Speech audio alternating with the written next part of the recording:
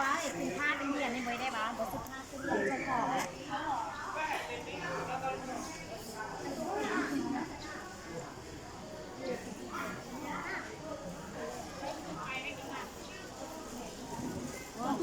ไม่จะทำอย่างพี่สาวที่เห็นอ่ะ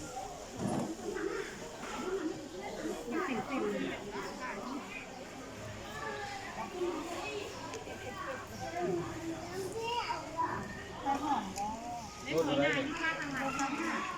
ลิกเข้าหา จะเก็บยูไก่ได้ยูทำหูนี่หอยหวานหอยหน้าได้ดูป้ามันไหมพอ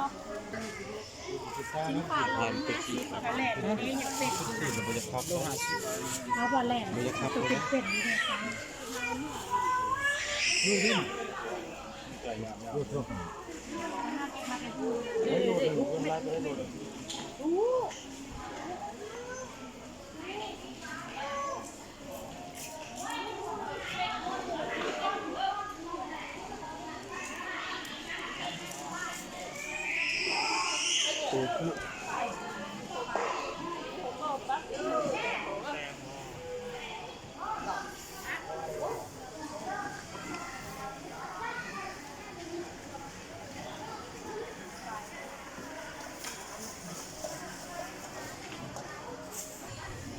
เนื้อกระด้าง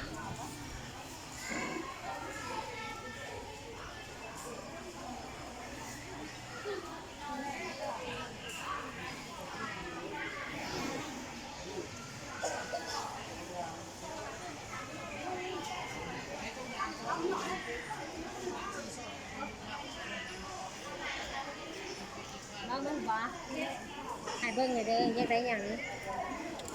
ผ้าไม่เป็นเหรียญเป็นผ้าก็มีผ้าเหล่ากับมีเหรียญลาว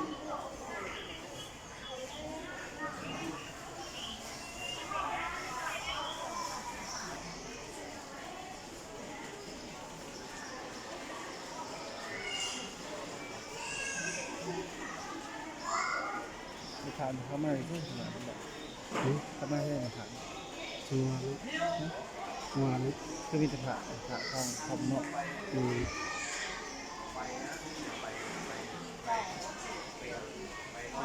ก็จะไปอันนี้หนักเนาะนี่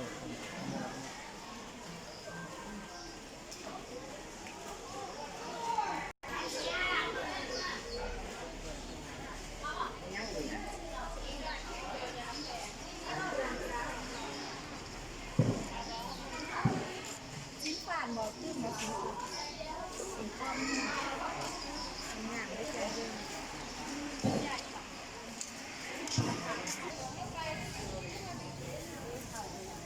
ชิ้นป่านนะ พ่อแล้วพ่อเลยพ่อแล้วแดงขักเนาะ เจ้าบ้านห้าหางไม่รักเจ้าสินค้าสบาย